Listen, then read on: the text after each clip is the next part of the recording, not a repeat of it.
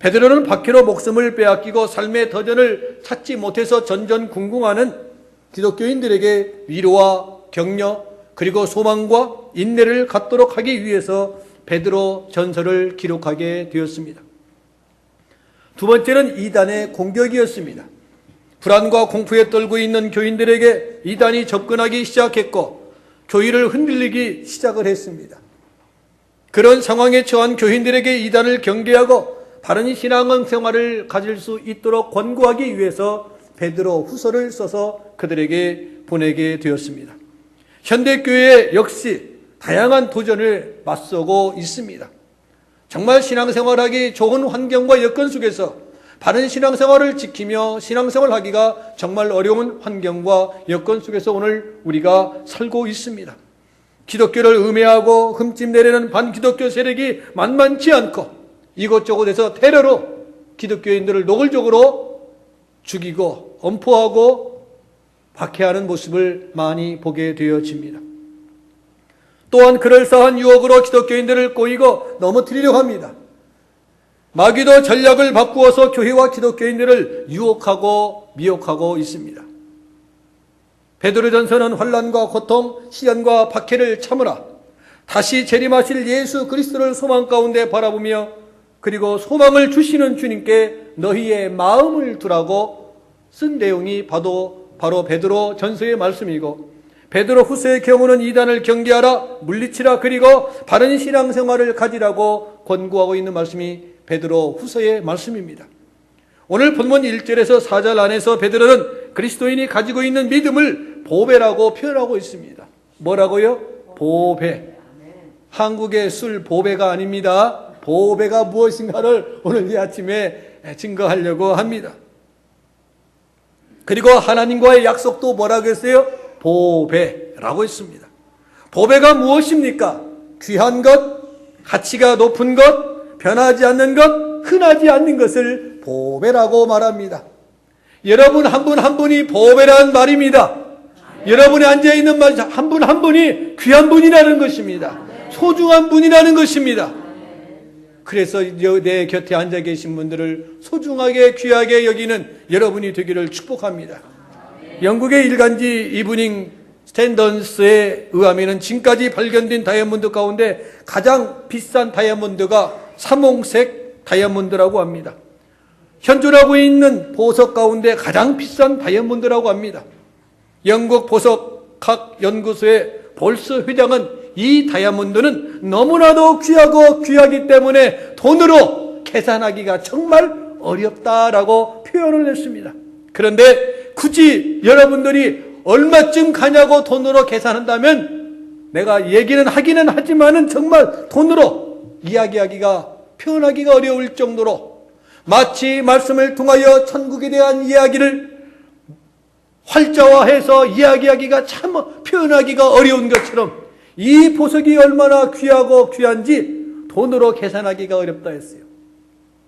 크기는 5캐럿 정도지만은 값으로 매긴다면 굳이 약 250억 정도 된다라고 표현을 했어요. 어디서 발견했는지, 언제 발견했는지, 누구의 소유인지, 누가 가지고 있는지 신분조차 알 수 없는 이 보석. 재미있는 것은요, 이 진귀한 보석을 가지고 있는 주인이 25년 동안 가지고 있으면서도 이 세계에서 가장 귀하고 가장 값비싼 보석인 것을 모르고 산다라는 것입니다.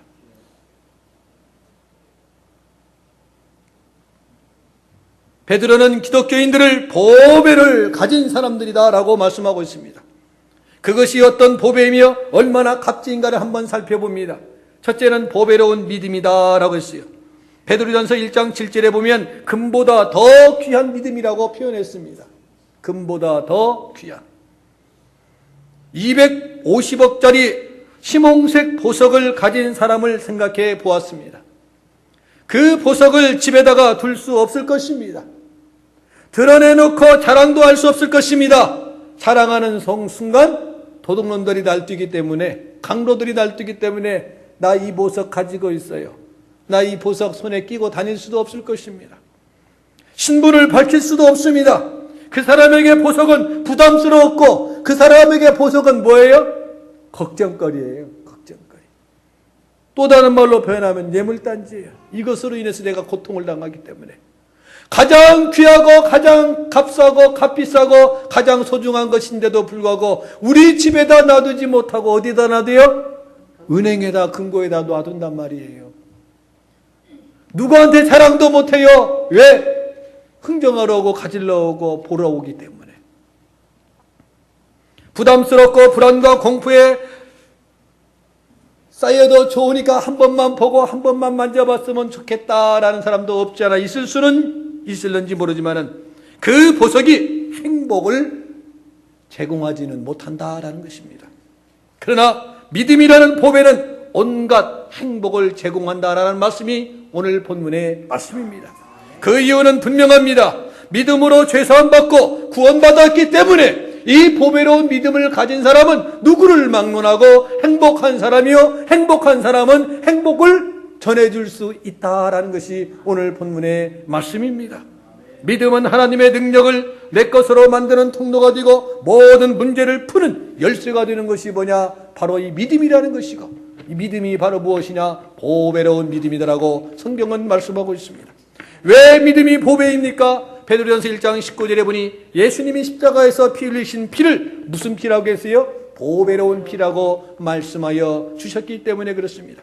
그리고 2장 4절에서는 예수님을 보배로운 산돌이라 했습니다. 그래서 산돌교회가 있는 것입니다.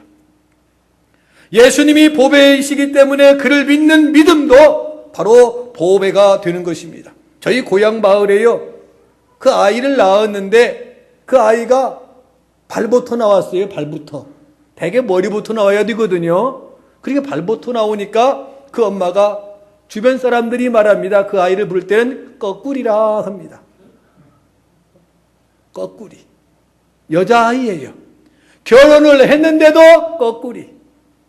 그 말을 가장 먼저 하는 사람이 누구였느냐? 자기 엄마였어. 너는 꺼꾸리다. 그러니까 나중에 주변 사람들이 부를 때 뭐라고 불러요? 그 아이 엄마에게 꺼꾸리 엄마. 자기가 말하고 자기가 들었어요.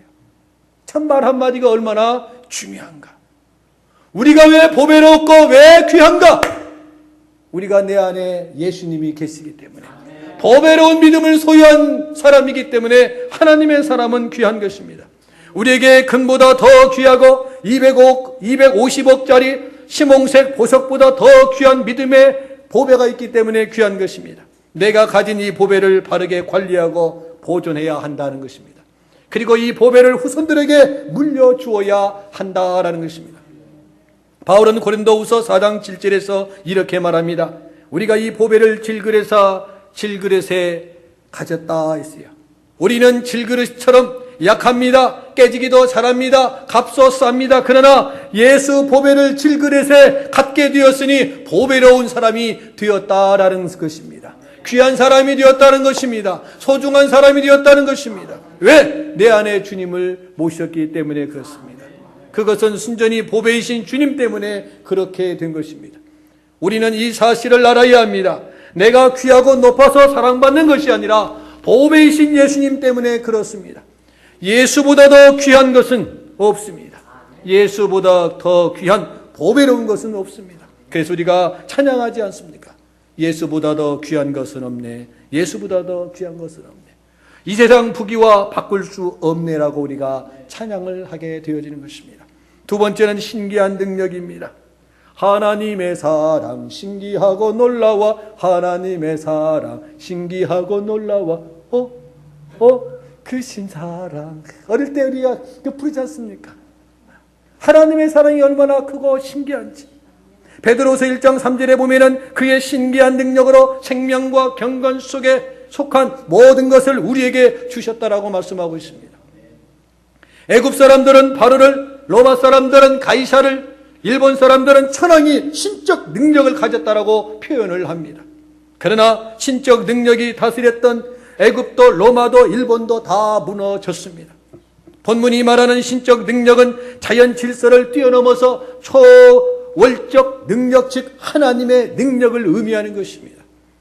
그토록 위대한 하나님의 신기한 능력을 우리에게 주셨다라고 성경은 말씀하고 있습니다. 얼마나 감사합니까? 가장 큰 능력 중에 나 같은 죄인이 예수 믿는 것 자체, 오늘 이 자리에 나와 예배드리고 있는 자체가 하나님의 큰 능력이요, 보배요, 축복인 줄로 믿습니다. 모세가 바로를 이긴 것도 신기한 능력이었고, 여호수아가 여리고성을 점령한 것도, 가나안 땅을 점령한 것도 신기한 능력이었습니다. 다윗이 골리앗을 이긴 것도, 엘리야가 아합과 싸워서 이긴 것도 신기한 능력 때문이었습니다. 저와 여러분이 미국에 오신 것도 신기한 능력인 줄로 믿습니다. 신기한 능력을 체험하며 감사할 수 있는 우리 모두가 되기를 원합니다. 내가 어쩌다가 팔자에도 없는 미국에서 이토록 고생하며 사는가라고 생각하지 마시기 바랍니다. 하나님이 미국으로 불러주신 것 감사합니다. 이만한 것 감사합니다. 오늘 이 자리에 주 앞에 나와 예배드릴 수 있도록 불러 모아주신 것을 감사합니다라는 믿음이, 긍정의 마음이, 보배로운 믿음이 우리에게 있기를 축복합니다. 자연계의 질서와 현상을 보면은 자정 능력이 있음을 보게 되어집니다. 홍수가 나면요, 한강이 무엇으로 변해요? 흙탕물로 변해요. 흙탕물로. 얼마나 지저분한지 몰라요. 5만 가지 잡동사니가 다 떠내려옵니다. 흙탕물 한강을 퍼올려 깨끗하게 하려면 거기에 필요한 몇 천만 톤의 그릇이 있어야 되고 몇 천만 톤의 물이 필요할 것입니다. 어떻게 그것을 씻어낼 수가 있겠습니까?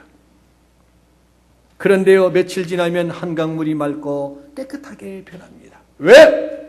자정 능력이 있기 때문에 그렇습니다. 하나님은 이 능력을 우리 모두에게 주셨다는 것입니다. 하나님은 우리가 먹는 것도 귀한 것으로 귀하게 먹고 자기 몸을 잘 관리할 때 병원이 필요 없는 거예요. 자체에서 자력으로 치료될 수 있도록 만들어진 지체랍니다. 우리가 먹는 것을 함부로 먹고 맞지 않는 것을 먹기 때문에 몸에 부작용이 생기고 어려움이, 아픔이, 남의 선 의사가 필요한 것이지, 우리에겐 자체적으로 치료의 능력을 가지고 있다고 합니다. 하나님이 주신 것. 하나님이 주시는 능력은 신기한 능력입니다. 베드로나 바울이 환자를 고쳤습니다. 그들이 의학 공부를 한 것이 아닙니다. 은사의 훈련을 받은 일도 없습니다. 그러나 하나님의 신기한 능력이 그들에게 임할 때 그들은 능력 있는 사람이 된 것을 보게 되었습니다.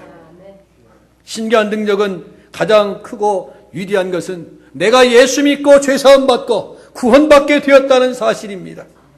이것보다 더 큰 신기한 능력이 어디에 있겠습니까?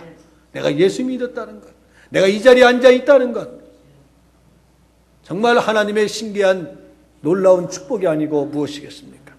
70인 전도대가 전도여행을 마치고 돌아와 예수님 앞에 보고를 하는 자리에서 이렇게 말합니다. 주님, 이번 여행은 참으로 대단했습니다. 병자들을 고치고 사탄이 항복하는 역사를 우리가 눈으로 똑똑히 보았나이다. 그때 예수님이 그들에게 말합니다. 귀신들이 너희에게 항복하는 것으로 기뻐하지 말라. 너희 이름이 하늘에 기록된 것을 가지고 오히려 기뻐하고 감사하라고 했습니다.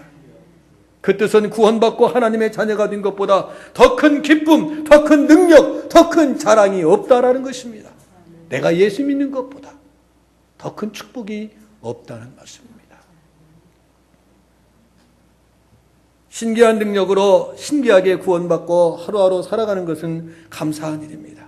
그래서 우리가 이렇게 또 찬양하지 않습니까? 나는 행복해요. 죄사함 받았으니 아버지 품 안에서 떠나 살기 싫어요. 나는 행복해요. 사랑이 샘솟으니 이 세상 무엇이든 채우고도 남아요. 찬양합니다. 범사가 감사하고 범사가 행복한 여러분이 되기를 축복합니다. 그것을 여러분이 안다면 만들어 나가시기 바랍니다. 조성해 보시기 바랍니다. 같은 꽃이고 같은 화분이지만은 여러분이 가꾸기에 따라서 그 생명이 일주일 갈 수도 있고 그 생명이 저렇게 한 달 넘게 갈 수도 있는 것입니다. 여러분이 어떻게 여러분의 몸을, 여러분이 어떻게 여러분의 가정을, 여러분의 환경을 만드느냐에 따라서 여러분의 주변의 환경은 바뀌어집니다. 그것은 선택입니다. 여러분이 어떻게 할 것인가? 그것은 저와 여러분의 몫입니다. 내가 어떻게 감당할 것인가? 세 번째 지극히 큰 약속입니다. 오늘 본문 4절 말씀을 한번 같이 읽겠습니다. 이로써 그 보배롭고 지극히 큰 약속을 우리에게 주사 이 약속으로 말미암아 너희가 정욕 때문에 세상에서 썩어질 것을 피하여 신성한 성품에 참여하는 자가 되게 하려 하셨느니라. 아멘. 본문 4절에 보니까 이로써 이 보배롭고 지극히 큰 약속을 우리에게 주셨다 했어요.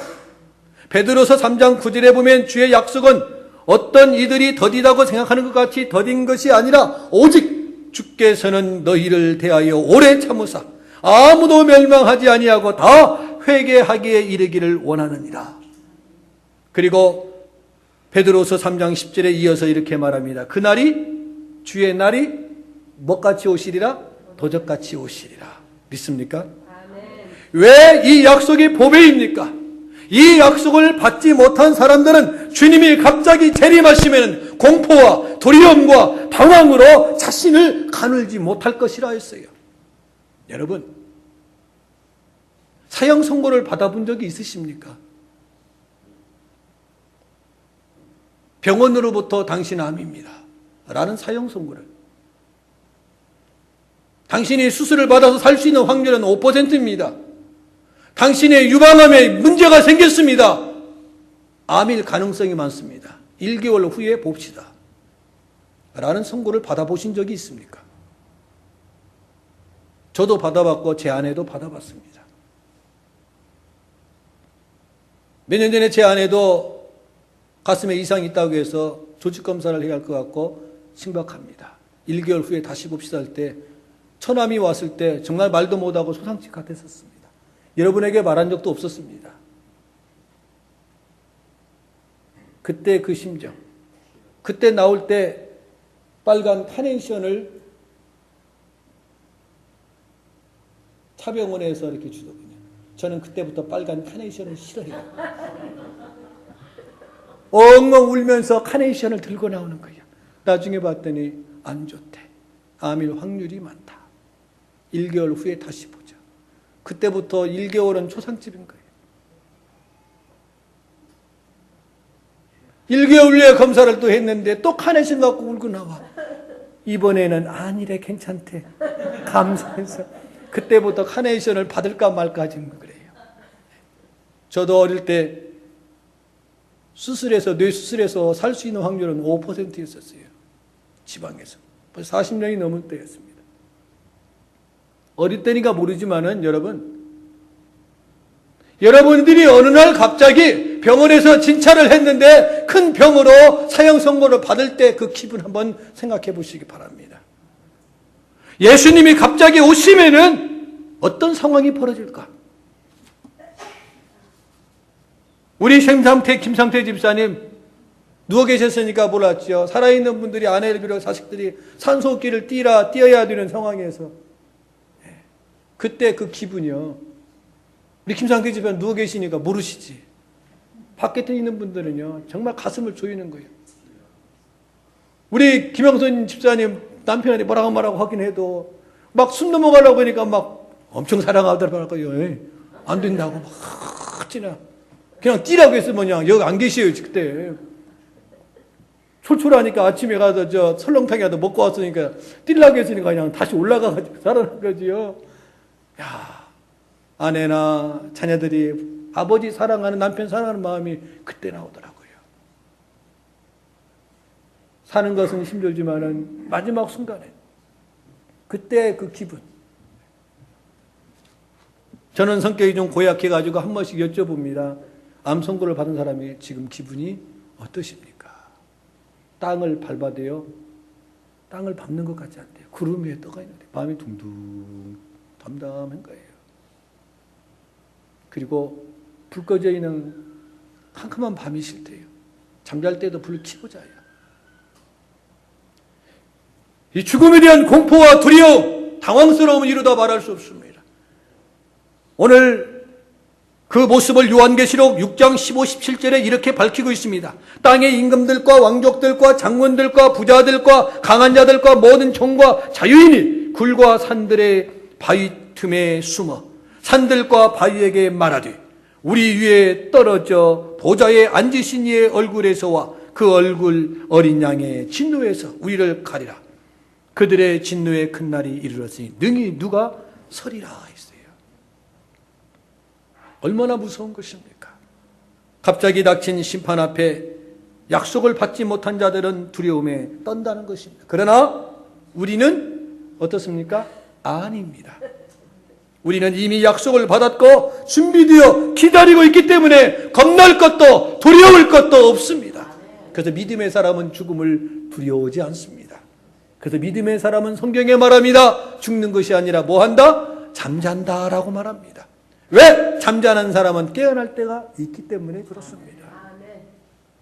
그래서 요한복음 22장 20절에 이렇게 말합니다. 이것들을 증언하신 이가 이르시되 내가 진실로 진실로 속히 오리라 하시거늘 뭐라고 했어요? 아멘 주 예수여 오시옵소서.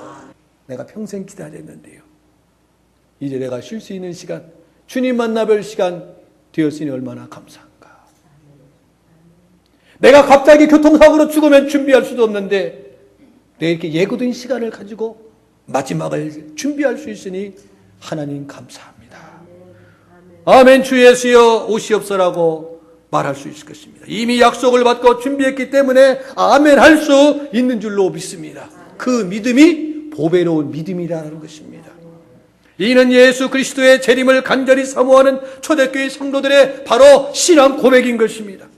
이런 재림 신앙이 현대 교회에게 우리들에게 요구되고 있다라는 것입니다. 주 예수여 오시옵소서. 마지막으로 신성한 성품입니다. 오늘 4절을 보니까 너희가 정욕 때문에 세상에서 썩어질 것을 피하여 신성한 성품에 참여하는 자가 되게 하려 하셨느니라 말씀하고 있습니다. 아담과 하와는 창조 당시 하나님의 모양대로, 다시 말하면 하나님의 성품을 닮은 존재로 지음을 받게 되었습니다. 그러나 범죄 후에 그의 성품을 잃어버리고 말았습니다. 죄짓고 유혹에 넘어가고 사탄의 말에 귀를 기울이는 존재가 되고 말았다라는 것입니다. 그러나 예수 믿고 성령의 능력을 받으면 타락한 성품이 신성한 성품으로 변하게 되는 줄로 믿습니다. 그 사람은 천지가 개벽에도 안 변해. 천지가 개벽에도 안 변하지만 성령 하나님은 변하게 하여 주시는 줄로 믿습니다. 누구나 타고난 성품이 있습니다. 그렇죠? 다 색깔이 있어요. 사람에게는 모두가 색깔이 있어요. 그래서 부모님들이, 특히 어머님들이 말합니다. 내 자식 둘이, 3명이, 5명이, 10명이 이 한 배 속에서 나왔는데 어찌 그리 다른지 몰라. 닮은 것도 있지만 다른 것이 있어요.